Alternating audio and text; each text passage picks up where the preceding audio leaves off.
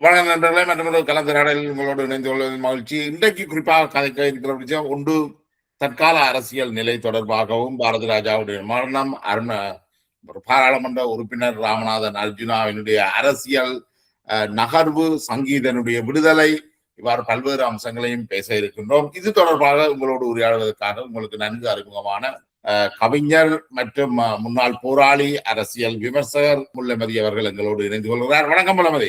வணக்கம் ஜெயபாலன். வணக்கம் உறவுகளே. ஒரு நீண்ட இடைவெளிக்கு பிறகு, ஒரு குறுகிய இடைவெளிக்கு பிறகு சந்திக்கிறோம். உங்களை வரவேற்றுக் கொண்டு குறிப்பாக பாரதி ராஜா, நினைக்கிறேன் இந்த கிராமத்து தென்றல் என்று அழைக்கப்படுகின்ற பாரதி ராஜா, அவர் விடுதலை புலிகளோடையும் ஒரு நெருக்கமான உறவை கொண்டிருந்தார். அவருக்கு தற்போது மாமனிதர் என்ற பட்டமோ விருதோ வழங்கப்பட்டும் இருக்கின்றது. இது தொடர்பில், பாரதி ராஜா தொடர்பில் அவருக்கும் விடுதலை புலிகளுக்குமான அந்த உறவு அது எப்படி உருவானது, என்ன மற்றவர் சீமான் அவர்களையும் முன்னிலைப்படுத்தி தனது உரைகளை மேற்கொண்டிருக்கிறார், அது தொடர்பில் உங்களுடைய அபிப்பிராயங்கள் என்ன? முதல்ல பாரதி ராஜா அவர்கள் ஒரு மிகச்சிறந்த படைப்பாளி, சாதனைகள் படைத்த படைப்பாளி. இரண்டால் திரைத்துறையை பொறுத்தவரையில் அது லாப நோக்கத்தை அடிப்படையாக கொண்டது. மக்களிடம் கொண்டு போய் அதை பெரிய அளவில் வித்து பணம் பார்ப்பதற்கு என்ன வழி என்ற அடிப்படையில் தான் திரைக்கதைகளை அவர்கள் தெரிவு செய்வது, படமாக்குவது உட்பட காட்சி அமைக்க எல்லாத்தையும் செய்வார்கள். ஆனால் பாரதி ராஜா தன்னுடைய தொடக்க காலத்திலிருந்தே தமிழ் சமூகத்தினுடைய வேர்களில் இருந்து தன்னுடைய படைப்புகளை கொண்டு வந்தார். கிராமங்களை காட்சிப்படுத்தினார். அவருடைய படங்களில் இன்று வரை தமிழ் மக்களால் பேசப்படுகிற படங்களாக இருக்கக்கூடிய கருத்தம்மா, மற்றது பொண்ணுத்தாய் நினைக்கிறேன், மற்றது சிவாஜி கணேசன் அறிமுகப்படுத்தியும் இருக்கிறார். பலரை அறிமுகப்படுத்தி இருக்கின்றார். மற்றது சிவாஜி கணேசன் நடிச்ச முதல் மரியாதை, இந்த முதல் மரியாதை படத்தை பற்றி நான் என்னுடைய அறிவுக்கு பார்க்கிறதாக இருந்தால், உண்மையிலே அந்த படத்தை தூக்கி நிறுத்தி விட்டது வைரமுத்துனுடைய பாடல் வரிகளும் இளையராஜா அவனுடைய பின்னணி இசையும், பாடலுக்கான இசையும் என்றால் அது மாற்று கருத்தில்லை. அந்த பேக்ரவுண்ட் மியூசிக் போட்டதை பற்றி பாரதிராஜா அவர்களை சொல்லும் பொழுது அவர் அழுது விட்டார் என்று சொல்லி இளையராஜா சில இடங்கள்ல சொல்லுவார். அதுல இருந்து நான் உன்னை பிரிஞ்சு கொண்டேன் என்று சொல்லி சொன்னார். தன்னுடைய நண்பர் ஒரு மிக சவாலான ஒரு விஷயத்தை கையில் எடுத்து பல லட்சங்களை இழக்க வேண்டிய ஒரு நிலையில ஒரு திரைப்படத்தை தயாரித்திருக்கிறான். இதுக்கு உயிர் கொடுத்து இந்த திரைப்படத்தை மக்கள்கிட்ட கொண்டு போய் சேர்க்கணும் என்று அவர்கள் ஒரு உணர்வுபூர்வமாக வேலை செய்ததுதான் அப்படி ஒரு காவியம் இன்றைக்கு உருவாகி அது பேர் பெற்ற ஒரு புகழ்பெற்ற திரைப்படமாக தமிழ் உலகம் உள்ள வரையும் அந்த திரைப்படம் நினைக்கும். அவ்வளவு ஒரு சிறந்த அதுல ஒரு பாடல் வைரமுத்து எழுதியிருப்பார், வெட்டி வேறு வாசம் விடலைப்புள்ள நேசம். அது இந்த ஈழத்து ஒரு பண்பாட்டுல இருந்து அதை எடுத்ததாக கூட ஒரு இன்டர்வியூல சொல்லியிருந்தார். அவே தமிழ் சமூகத்தின் ஒரு மிகச்சிறந்த படைப்பாளி பாரதி ராஜா. உடனடியாக நான் ஒரு டிக்டாக் பதிவும் அவருடைய மறைவு தொடர்பாக பதிவு செய்திருந்தேன். அதுக்கு அப்பால் பாரதி ராஜா ஒரு தனி மனிதனாக எனக்கு தெரிஞ்ச அளவில் பாரதி ராஜாவோடு நான் 99ஆம் ஆண்டு சந்தித்து தமிழ்நாட்டில் திரைத்துறைக்கு ஊடாக ஈழ போராட்டத்தை தமிழ்நாட்டு மக்கள் நேசிக்கக்கூடிய அளவில், அவர்கள் ஆதரிக்கக்கூடிய அளவில், மீண்டும் அவர்களை ஈழப்போராளிகளை விடுதலை புலிகளை அனுசரிக்கக்கூடிய அளவில் திரைத்துறைக்கு ஊடாக என்ன செய்யலாம் என்று நான் சிந்தித்த பொழுது பாரதி ராஜா அவர்களை நான் சந்தித்து சினிமா படங்களுக்கு ஊடாக, சின்ன சின்ன காட்சிகளுக்கு ஊடாக, பாடல்களுக்கு ஊடாக எங்களுடைய ஈழப்போராளிகளை, ஈழப்போராட்டத்தை தமிழக மக்களிடம் கொண்டு போய் அவர்களை கொண்டு வரணும் என்று கேட்ட பொழுது, மத்திய அரசினுடைய கெடுபிடிகள், சென்சார், இந்த விடயங்களை பற்றி எல்லாம் அவர் சொன்ன பொழுது நான் அதுக்கு சில விளக்கங்களை சொல்லி, இப்பொழுது மத்திய அரசு எங்களுக்கு எதிராக பெரிய அளவில் இல்லை. இப்போ இன்றைக்கு நாங்கள் இங்கே வந்திருக்கிறது காரணமே இந்தியாவுடைய அனுசரணை இல்லாம நான் வர இல்லை. வந்தான்றது எல்லாத்தையும் அவருக்கு சொல்ல முடியாது. நான் உண்மையில நான் ஏற்கனவே இன்டர்வியூல உங்களுக்கு சொல்லியிருக்கிறேன். இந்தியாவின் அழைப்பின் பேர்லாம் நான் 92ஆம் ஆண்டு இந்தியாவுக்கே போனேன். அது பல்வேறு நோக்கங்களுடன் அந்த பயணம் இருந்தது. அப்ப அந்த வேலை முடிஞ்சதுக்கு பிறகு நான் பாரதி ராஜாவை சந்திச்ச பொழுது பாரதி ராஜா அதை உடனடியாகவே ஏற்றுக்கொண்டார். ஆனால் நான் யாருன்றது தெரியாமல் அவர் முதல்ல என்னை வெளியே அனுப்பினார். இது போன்ற விஷயங்களை பேச முடியாது என்று. பிறகு அவர் இயக்கத்தோடு தொடர்பு கொண்டு வந்தவர் யாருன்றதை தெரிஞ்ச பிறகு என்ன கூப்பிட்டு என்ன செய்யணும் என்று பல்நெடுமாறன் சொல்லிட்டார். உங்களுக்கு என்ன செய்யணுமோ அதை செய்யலாம் என்று சொல்லி. அப்ப பல்நெடுமாறன் சொன்னாரா, பல்நெடுமாறன் கூடாக இயக்கம் சொல்லி விட்டதா, அல்லது பல்நெடுமாறன் யாராவது போராளிகள் இருந்தார்களா எனக்கு தெரியாது. அதுக்கு பிறகு அவர் கூப்பிட்டு கேட்ட பொழுது நான் சொன்னது சின்ன சின்ன காட்சிகளை வைக்கிறது, மற்றது பாடல்கள். அப்பொழுதுதான் எங்களுக்கு இந்த வாலி அவர்கள் வருகின்ற நினைவுக்கு வருகின்றார். எம்ஜிஆர் ராமச்சந்திரனை வளர்த்தவர் வாலி. அதனுடைய வாலி அவர்கள் பாடல் எழுதுவாராக இருந்தால் அது எங்களுடைய இயக்கத்துக்கும் எங்களுடைய போராட்டத்துக்கும் பெரிய உதவியாக இருக்கும் என்று கேட்ட போது உடனடியாக வாலி அவர்களை சந்திக்கிறதுக்கான ஏற்பாட்டை அவர் எனக்கு செய்து தந்தார். அதன் பிறகுதான் நான் வாலியோட போய் சந்திச்சு மணிவண்ணன் அவர்களை அழைத்துக் கொண்டு போய் வாலியை சந்திச்சது. வாலி அவர்களை சந்தித்த பொழுது முதல் வாலி அவர்களும் எங்களுக்கு ராஜீவ்காந்தியின் கொலை தொடர்பாக கருத்துக்களை சொன்னார். நாங்கள் பிற விஷயங்களை எடுத்து விளங்கப்படுத்தினதுக்கு பிறகு சினிமா பக்கத்தில் இந்த ஈழ விடுதலை போராட்டம் தொடர்பான பாடல்களை எழுதுவதில் இருக்கின்ற சவால்கள் பற்றி விளங்கப்படுத்தினார். இருவட்டுக்கு பாடல்களை தருவதாக சொன்னார். நான் பிறகு திரும்ப வந்து பாரதிராஜான்னு சொல்லி அவர் இப்படி சொல்றாரு, நான் படத்துக்கு எழுத வைக்கிறேன்னு சொல்லி அவர் சொல்லி போட்டு விட்டார். அப்ப உங்களுக்கு உண்மையா தெரியும், இப்ப சினிமா துறை என்பது அவர்கள் தங்களுடைய அந்த படம் எப்படியாவது நஷ்டப்படும். அப்பதான் ஒரு சரியான சந்தர்ப்பமாக வாலி அவர்களுக்கு வாக்கியது. விஜய் அழகிய தமிழகன் என்று ஒரு திரைப்படம் எடுக்க போறாருன்னு சொல்லி சொன்னார். அந்த இடத்துல நான் வாலிக்கு சொல்லி போட்டு வந்தேன் என்று சொல்லி சொன்னால், கலைத்துறையில் உள்ள எல்லா தரப்பினரையும் நாங்கள் தொடர்பு கொள்ள போறோம். அதாவது நீங்க பாட்டு எழுதுற, நீங்கள் டைரக்டர், ப்ரொடியூசர், நடிகர்கள், இப்படி எல்லாரையும் நாங்கள் தொடர்பு கொள்வோம். நீங்கள் உங்களுக்குள்ளே ஒருத்தருக்கு தெரிஞ்ச மாதிரி நீங்கள் கூட்டாக சேர்ந்து செயல்படுற மாதிரி நீங்கள் காட்டிக்கொள்ள தேவையில்லை. உங்களோட வேலையை நீங்க பாருங்க. அவர்கள் தங்கள் எங்கள் பாட்டுல வேலை பார்ப்பாங்க. அப்ப விஜயை தொடர்பு கொண்டது யார்? போராளிகள் யாரும் தொடர்பு கொண்டார்களா, அல்லது அழகிய தமிழ்மகன் என்ற பேரை வைக்க வந்தார்? அந்த பின்னணி என்ன எனக்கு தெரியாது. ஆனால் இவர் அழகிய தமிழ் மகன் என்று போய் கேட்டதுமே வாலி அவர்களுக்கு நல்ல ஒரு வாய்ப்பா போச்சுது. அழகிய தமிழ் மகன் யார் என்று ஒரு பாடல்ல சொல்லலாம் என்று. அதுலதான் அந்த அழகிய தமிழ் மகன் என்ற படத்துல முன்னால வர்ற பாடல் வருது. முன்னால் முன்னால் முன்னால் வாடா, உன்னால் முடியும் தோடான்ற அந்த பாடல் தமிழக இளைஞர்கள் தலைவர் பிரபாகரனை அழைப்பது போலவும் ஆதரிப்பது போலவும் தமிழீழ போராட்டத்தை ஆதரிப்பது போலவும் அந்த பாடலை அவர் அழகாக எழுதியிருந்தார். அதில் நான் வாலி அவர்கள் என்று உயிரோடு இல்லை, ஆனால் அவர்களை பெரிதும் நான் பாராட்டுவேன். ராஜீவ்காந்தியின் கொலையின் உண்மையான பக்கம் என்ன என்றதை பற்றி நாங்கள் 1 to 1 அவருக்கு நான் சொன்ன பொழுது அவர் அதை சரியாக புரிந்து கொண்டு, நான் சொன்னதையும் அப்படியே 100% எடுத்துக் கொள்ளாமல், இந்திய தரப்பில் சொல்லப்படுவதையும் 100% எடுத்துக் கொள்ளாமல், அவர் நடுவிலே ஒரு இடத்தில் அந்த வசனத்தை போட்டார். அந்த பாட்டை கேட்டீங்கன்னா தெரியும் வீடியோவில். நேற்று நடந்த காயத்தை எண்ணி நியாயத்தை விடலாமா, காயம் நியாயம் அவனே அறிவான், அவனிடம் அதை நீ விட்டு செல் என்று எழுதியிருப்பார். அந்த இடத்துக்கு இந்த சினிமா காட்சியில பாத்தீங்கன்னு சொல்லி சொன்னால் ஒரு இடத்துல நிற்பை. அதுதான் ராஜீவ்காந்தின் அந்த வெடிகுண்டு தாக்குதல் போல ஒரு சிம்பலிக்கா அந்த காட்சி வரும். அப்ப நேற்று நடந்த காயத்தை எண்ணி நியாயத்தை விடலாமா, காயம் நியாயம் அவனே அறிவான், அவனிடம் அதை நீ. இந்த பாடல் வெளிவருவதற்கும் தமிழ்நாட்டில் இருந்து வேறு பல உதவிகள், காத்திரமான உதவிகள் பெற்றுக் கொள்வதற்கும் பாரதி ராஜா எங்களுக்கு உதவி இருந்தார் என்றதும், அவர் பிற்காலத்தில் தாயகத்துக்கு சென்ற பொழுது தலைவர் உட்பட பல தளபதிகளை நேரடியாக சந்திக்கிறதுக்கு சும்மா சாதாரணமாக விடுதலைகள் திரைப்பட தயாரிப்பாளர்களுக்காக கூப்பிட்டு சந்திக்க மாட்டார்கள், அப்படி எல்லாரும் சேர்ந்து சந்திக்க மாட்டார்கள், ஒரு நல்ல கௌரவம் வழங்க மாட்டார்கள். பாரதி ராஜாவுக்கு உயர்ந்த கௌரவம் மதிப்பு வழங்கப்பட்டது காரணம் அவர் ஒரு தமிழ் படைப்பாளியாக இருந்ததும், மற்றது அவர் ஈழத்தமிழர்களின் உரிமை போராட்டத்திற்கு வெளியே தெரியாமல் உள்ளே அவர் நிறைய உதவிகள் பங்களிப்புகள் செய்திருக்கிறார். எனக்கு முதலே அவர் இயக்கத்தோட தொடர்பில் இருந்திருக்கிறார், நான் போய் தொடர்பு கொள்ள முதலே என்றுதான் உண்மை. அதனாலே அவருக்கு மாமனிதர் என்ற ஒரு உயர்ந்த கௌரவத்தை வழங்கலாமான்றது எனக்கு தெரியாது. என்ன பிரச்சனை என்றால் 2009க்கு பிறகு இந்த மாமனிதர் என்ற கௌரவத்தை வழங்குகின்ற இடத்தில் விடுதலை புலிகள் இயக்கம் இல்லை. ஏன்னா விடுதலை புலிகள் இயக்க போராளிகள் இன்றைக்கு ஒரு இயக்கமாக செயல்பட இல்லை. இரண்டாவது, அட்லீஸ்ட் அவர்கள் இந்த காலத்துக்கு ஏற்ற மாதிரி ஒரு இடத்துல செயல்பட்டு அவர்களுக்கு ஒரு தலைவர் இருந்து, ஒரு தலைமை இயக்கம் இருந்து, அதன் ஊடாக முடிவு செய்யப்பட்டுதான் மாமனிதர் கௌரவம் வழங்கப்படும். அந்த பட்டத்தை யார் வழங்கினது அதான் எனக்கு தெரியல. அந்த பட்டத்தை வழங்கி இருக்கிறார்கள் ஒரு தரப்பு, அதை வட்டம் போட்டு காட்டி இது போலி என்று சொல்லி சொல்லியும் இருக்கிறார்கள். அப்ப 2 விஷயம். இது உண்மையிலே எங்களை நாங்கள் இழிவுபடுத்துற விஷயம். பாரதி ராஜா ஒரு மிகச்சிறந்த படைப்பாளி, ஒரு மிகச்சிறந்த இன உணர்வாளன், எல்லாத்துக்கும் அப்பாலே.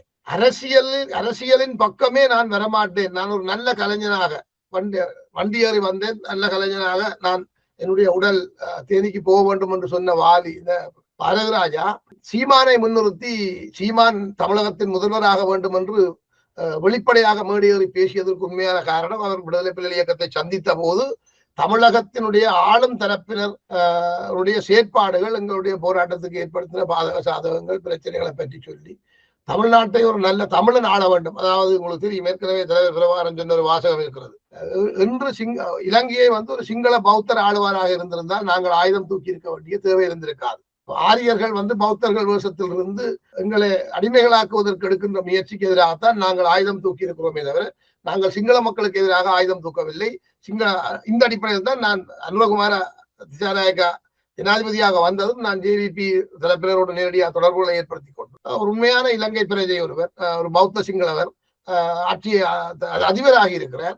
அதனாலே அவரை நாங்கள் ஆதரிப்போம், அவருக்கு ஒரு வாய்ப்பு வழங்குவோம், அவர் என்ன செய்கிறார் என்று பார்ப்போம் என்று யோசிச்சினால் அந்த இடத்தில் தான் இன்றைக்கு பல நல்ல விஷயங்களையும் அவர்கள் அங்குள்ள சட்டத்திட்டங்களுக்கு மத்தியிலும் நெருக்கடிகளுக்கு மத்தியிலும் அவர்கள் செய்து வருகின்றார்கள் என்றதையும் நாங்கள் பார்க்கவில்லை. பாரதி ராஜாவுடைய பங்களிப்பு என்பது மிகவும் மிகவும் உயர்வானது. இந்த சீமானை அவர் முன்னிறுத்தினது விடுதலை புலிகளை அழித்து தமிழர்களை அடிமையாக்கி விட்டார்கள் என்ற தாக்கம் தான் இது. முள்ளமதி பாரதி ராஜாவுக்கு இப்பொழுது வழங்கப்படுற கௌரவம் என்றது கிட்டத்தட்ட அவர் இலங்கைக்கு சென்று பிரபாகரனை சந்தித்து வந்தார் என்ற அடிப்படையில வழங்கப்படுறதாகத்தான் இருக்கிறது. பிரபாகரன் அவரை கேட்டுக்கொண்டது விடுதலை போராட்டம் பற்றின ஒரு படத்தை தயாரிக்க சொல்லி, அவரை கடைசி வரைக்குமே அப்படி ஒரு படம் தயாரிக்க.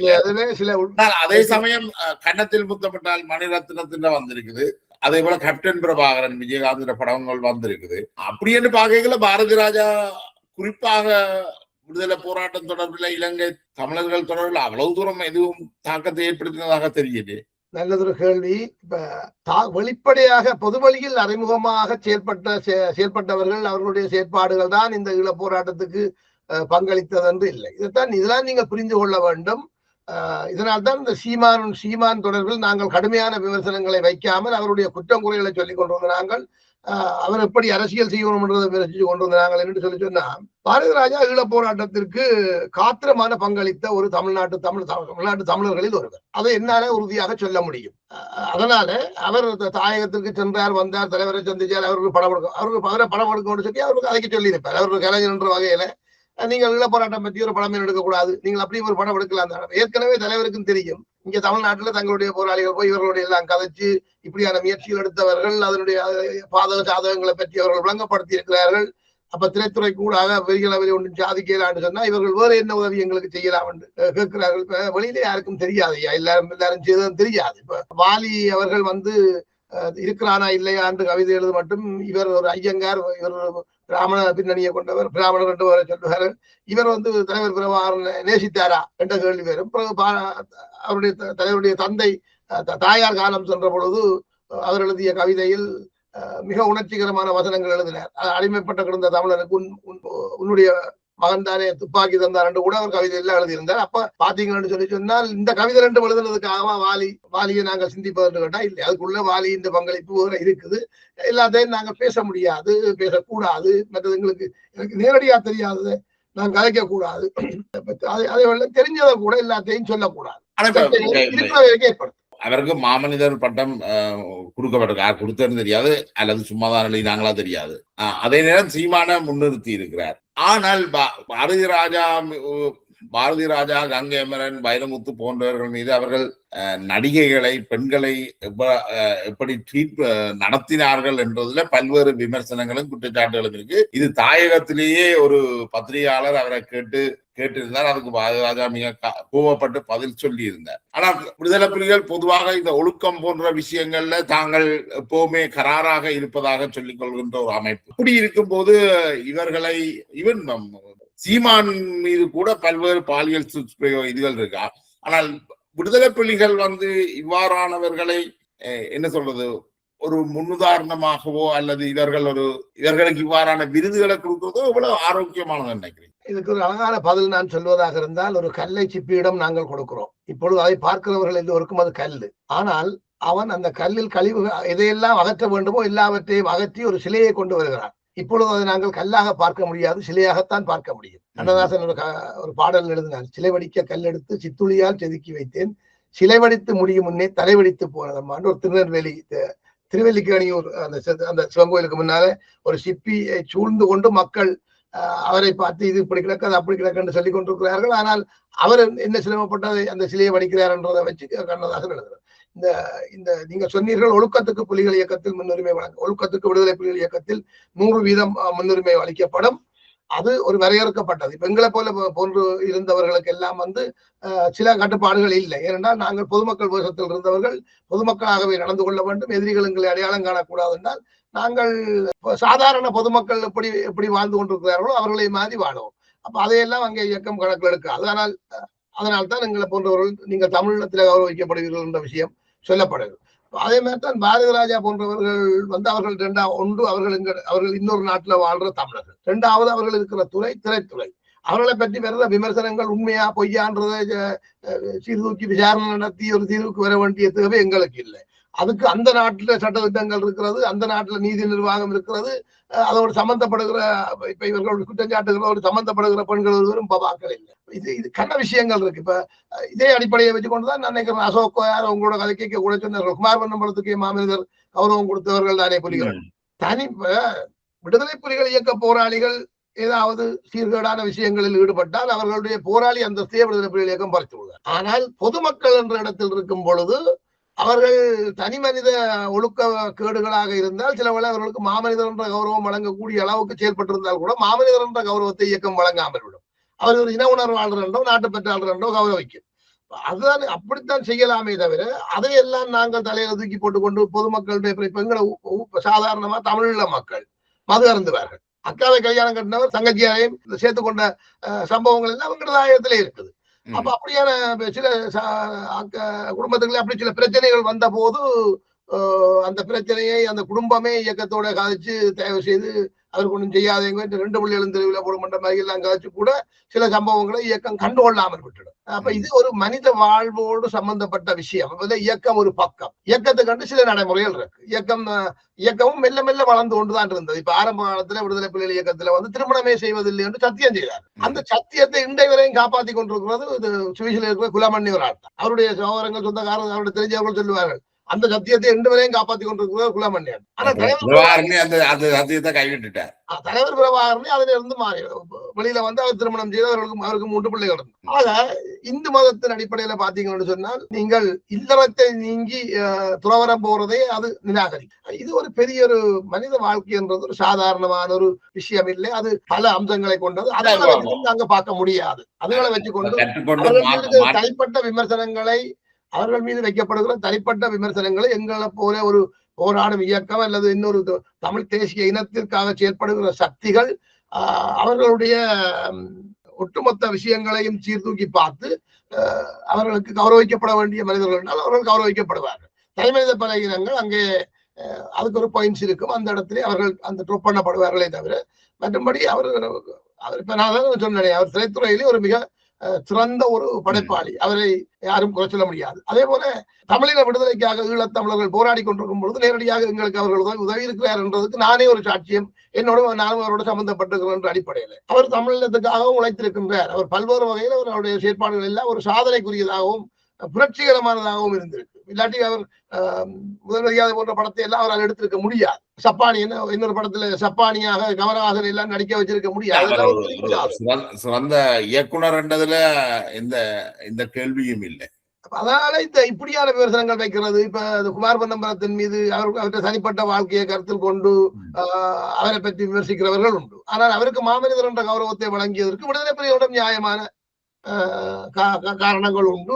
அதனாலே அவருக்கு மாமனிதர் என்ற கௌரவத்தை வழங்கினார்கள். இப்ப நான் கஜேந்திரகுமார் பொன்னம்பலத்தை நான் கடுமையா விமர்சிக்கிறேன். இவர் கோட்டபாயாவால் தமிழ் தேசிய கூட்டமைப்பிலிருந்து வெளியேற்றப்பட்டவர். சம்பந்தனும் கோட்டபாயா தரப்பும் சேர்ந்தான். சுமந்திரன் சம்பந்தனாக்கள்லாம் புலிகள் வடகிழக்கில் தமிழ் மக்களின் பேராளர்களாக மீண்டும் ஜனநாயக ரீதியில் வெளியில பெற போறார்கள். அதை தடுக்கணும் என்று சொன்னால் நாங்கள் தமிழ் தேசிய கூட்டமைப்பிலிருந்து கஜேந்திரகுமாராக்களை தான் வெளியில விடணும். ஏனென்றால் மற்ற ஆயுத குழுக்களை விட்டா ஆயுத குழுக்களோடு சேர்ந்து புலிகள் மேல பார்ப்பார்கள். அந்த காரணங்களாலே ஒரு ஆயுத குழுக்களை எல்லாம் அந்நியப்படுத்தி கொண்டு போட்டி அரசியல் குழுவாக கஜேந்திரகுமாராக்களை கொண்டு வந்திருக்கிறார்கள். இவர்கள் தமிழக துரோக அரசியல் செய்கிறார் என்றதையும் நான் ஆரம்பத்திலிருந்து சொல்லி வரேன். அப்ப அதனால நாளைய கஜேந்திரகுமார் இன்றைக்கு இங்கே வெளிநாடுகளில் இருக்கிறவங்க கஜேந்திரகுமாருக்கு உதவுகிறவன்றதுக்காக அவர் ஒரு தேசபக்தர் என்று நான் சொல்ல மாட்டேன். அவர் உண்மையா கஜேந்திரகுமாரும் அவருடைய அரசியலும் உங்களுடைய இனத்துக்கானதா இல்லை. எப்படி மற்றவர்கள் இருக்கிறார்களோ அதே மாதிரி தன் கூட வேற கேள்விகள் இருக்கிறதா சொல்றீர்கள். அந்த கேள்விகள் இருக்கும்போது நான் சொல்றேன். கஜேந்திரகுமார் மீது விமர்சனம் வைக்கிறீங்க. அதே நேரம் நீங்கள் சீமான் அவர்களே ஒரு சொஃப்ட் கோர்னரா அணுகிறீங்களா? அது எப்படி? அது சீமான நாங்கள் சொஃப்ட் கோர்னரா அணுக இல்லை. சீமான் இப்ப நாம் தமிழர்களுடைய அரசியல் தொடர்பில் நான் ஏற்கனவே 2009ஆம் ஆண்டு அவர்கள் நாம் தமிழர் இயக்கம் வந்த பொழுது நான் வெளிப்படையாக சொல்லியிருந்தேன். இது இந்திய உளவுத்துறையினுடைய ஒரு நிகழ்ச்சி நிரல். மக்களோ அல்லது அங்குள்ள தமிழ் உணர்வாளர்களோ இதை கொண்டு வரவில்லை. அங்குள்ள தமிழ் உணர்வு அதுல யார் சம்பந்தப்பட்டவர் அதான் மணிவண்ணனுக்கு இலக்கமான தொடர்பு துண்டிக்கப்பட்டதற்கு காரணம் நாம் தமிழர் இயக்கத்தும் சம்பந்தப்பட்டு பிறகு இதிலும் அவர் சம்பந்தப்பட்ட பொழுது நாம் தமிழர் இயக்கத்தில் அவர் சம்பந்தப்பட்ட போது நான் மணிவண்ணனை ஆதரித்தேன். இது கட்டாயம் தேவை. நீங்கள் நாம் தமிழர் இயக்கமாக பலம் பெறுங்க. ஆனால் நீங்கள் நாம் தமிழர் இயக்கமாக பலம் பெற்று ஒரு 12 கோடி தமிழர்களுக்கு ஒரு நாடு இல்லை, ஆகவே இவர்கள் எங்களுக்கு ஒரு நாடு வேணும் என்று யூதர்கள் கேட்ட மாதிரி ஒரு அலிகேஷனை வெப்பீர்களாக இருந்தால் 6.5 கோடிக்கு மேல தமிழர்கள் தமிழ்நாட்டில் இருக்கிறார்கள், மிச்ச 6.5 கோடி வெளியில இருக்கிறீர்கள். புலம்பெயர்ந்த தமிழர்கள் பெரிய வசதி வாய்ப்புகளோட புலம்பெயர்ந்து வாழுகிறார்கள். அப்ப இந்த பொருளாதார எல்லா ஆதரவோடையும் நீங்கள் அப்படி ஒரு அலிகேஷன் வச்சீர்கள், யூதர்களுக்கு ஒரு நாடு கொடுக்க முடிந்த உலகத்துக்கு ஏன் தமிழர்களுக்கு நாடு கொடுக்க முடியாது? ஈழம் தமிழர்களின் நாடுதான். அங்க வந்த சிங்களவர்கள் அந்நியர்கள் என்ற வாதங்களை வச்சு புரட்சிகளை பண்ணி இலங்கை 2ஆ பிரிக்கிறதுக்கு முயற்சிக்கலாம், அல்லது எங்கேயாவது ஒரு இடத்தை தமிழ்ல வந்து உருவாக்குறதுக்கு முயற்சிக்கலாம்.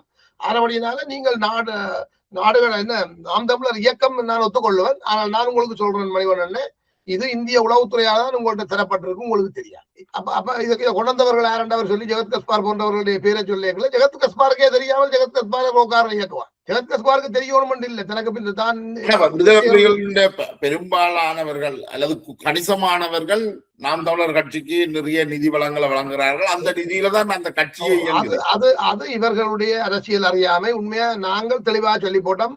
அரசியல் கட்சியாக மாறிய பொழுது ஒரே ஒரு வசனம் தான் நான் சொன்னான், லஞ்சம் ஊழலற்ற ஒரு அரசை தமிழ்நாட்டு மக்களுக்கு வழங்குவதற்கு இந்த நாம் தமிழர் கட்சி உதவுமாக இருந்தால் நாங்கள் அதை மகிழ்ச்சியோடு ஏற்றுக்கொள்ளுவோம் என்றதை சொன்னாங்க. அப்ப அந்த கட்சியை அவர்கள் வெளியில கொண்டு வர்றதுக்கு பிகினிங்கிலே அங்கே இருக்கிற பலமான கட்சிகள் அனுமதிக்க மாட்டார்கள் என்றதால புலம்பெயர்ந்த தமிழர்கள் சுறுதுளி கொடைபெற வெள்ளமாக அந்த தேர்தல் நிதிகள் கொஞ்சம் உதவிகளை செய்வதை பற்றி நாங்கள் கண்டுகொள்ள வேண்டாம். சமாதானத்தில ஈழத்தில தொடர் இன அழிப்புகள் நடத்தப்படுவதற்கான ஆபத்துகள் இருந்தது. இப்ப உயிர்த்த தாக்குதல் தான் நீங்கள் கேள்விப்பட்டிருக்கிறீர்கள்.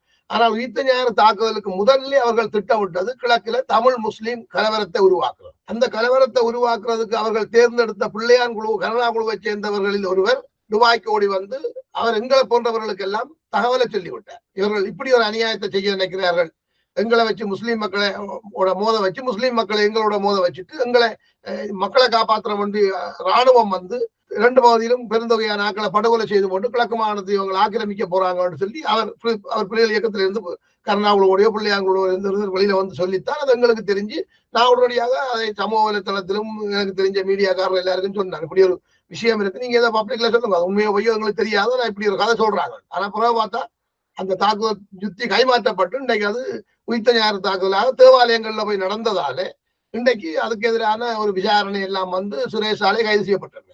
அப்படி இல்லைன்னா இன்றைக்கு சுரேஷாலே கைது செய்யப்பட்டிருக்க மாட்டார். அது கிழக்கில் நடந்த தமிழ் முஸ்லீம் கலவரமாக மாறி இருக்கும்.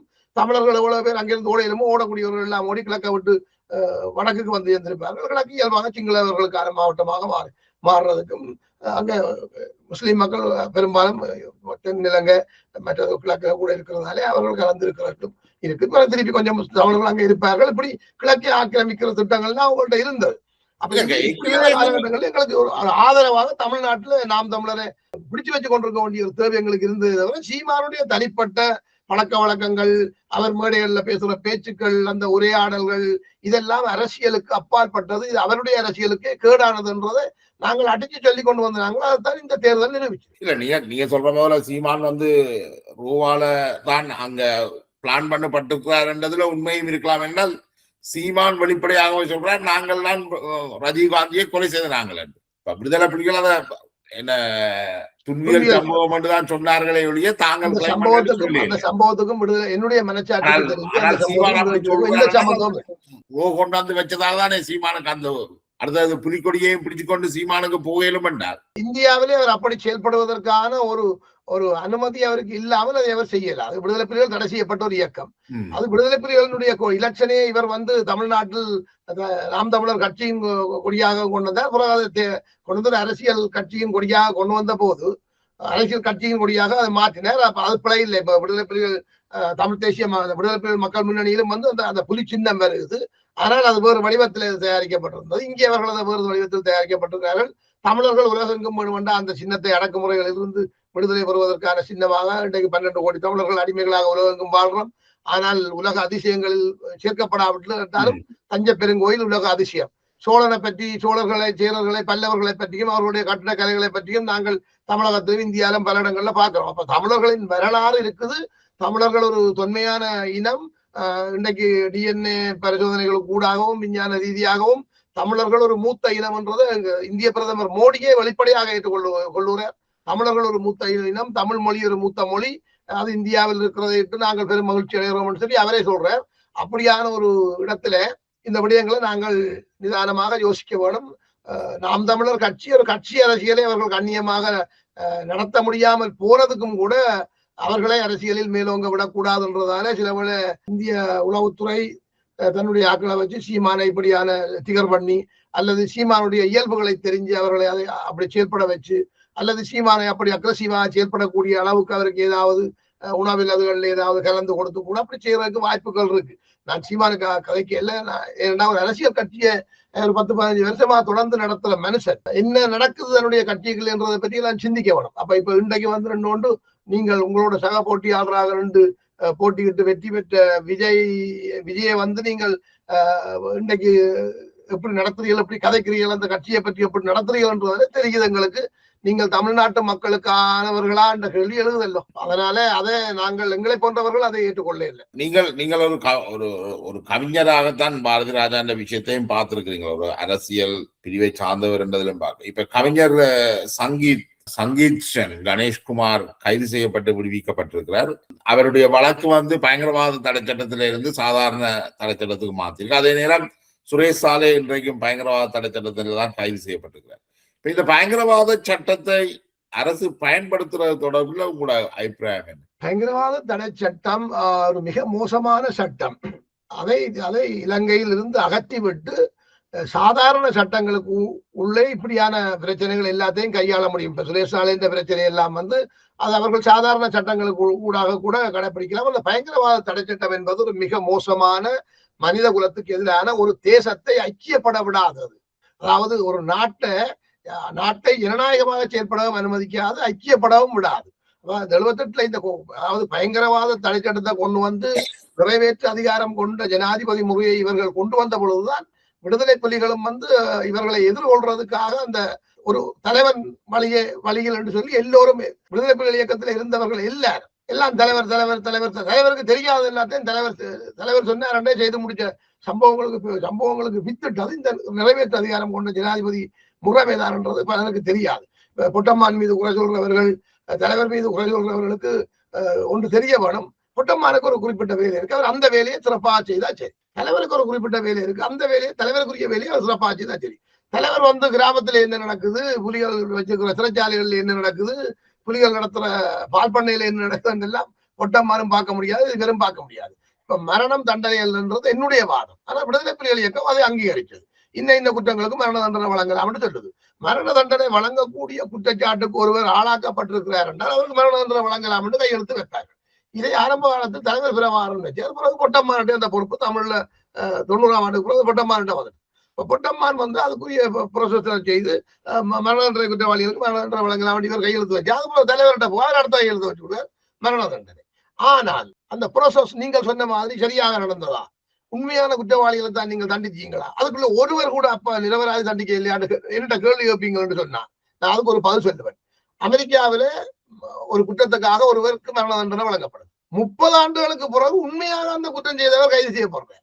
இப்ப அவருக்கு என்ன செய்யணும் கேள்வி வந்த போது அவருக்கும் மரண தண்டனை வழங்கப்படும். இதனாலதான் பிறகு அமெரிக்காவில் இந்த மரண தண்டனை வந்து ரத்து செய்யப்பட்டதாக நான் எங்கேயோ வாய்ச்சி ஞாபகம் பிரித்தானியாவில் ரத்து செய்யப்பட்டது. அதே காரணத்துக்கு அமெரிக்காவில எனக்கு தெரியல, 2வது நாட்டுல ஐ திங்க் பிரித்தானியாவில இருக்கலாம். பிரித்தானியாவில் அந்த சம்பவம்.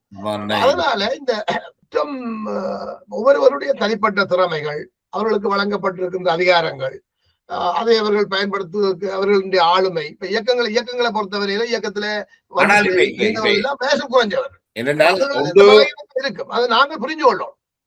நாங்கள் புரிஞ்சு கொள்ள அது ஒன்று அவர்களுக்கு அந்த ப்ரோசஸை விளங்குறையில இளமாக்கள் அது சம்பந்தமான கல்வி அறிவும் அவைகிட்ட இருந்திருக்க வாய்ப்பு இல்லை. அப்படியான மற்றது தளபதிமார்கள் எல்லாரும் தங்களோட விருப்பு வெறுப்புகளுக்கு ஏற்ப கைதுகள் செய்யப்பட்டிருக்குது. குடும்பங்கள விருப்பு வெறுப்புகள் இதுகளின் அடிப்படையில தண்டனைகள் வழங்கப்பட்டிருக்கு.